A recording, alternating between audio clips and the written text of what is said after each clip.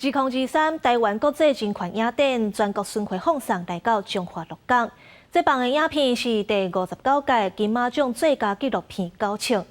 故事是讲绕跑的越南移工无配合警方调查，结果互开9枪弹死。这导演嘛到现场指挥讨论移工制度的问题。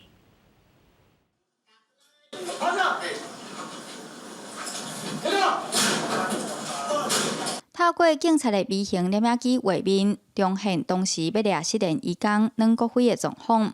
看到电影这一部的民众，心内有真大冲击。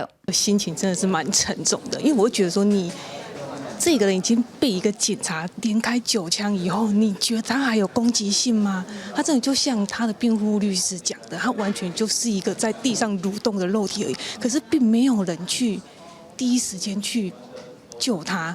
这个影片嘛，互我去反思讲，咱对移工的人权的保障，以及伊背后。就算做一寡非法的问题嘛，真有可能是讲伊的劳动的权益无向受到保障。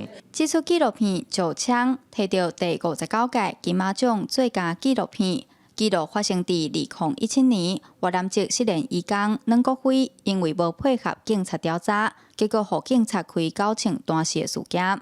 根据劳动部的统计，目前台湾移工计共有70多万人，当中有8万多位失联移工。是安怎移工会失联呢？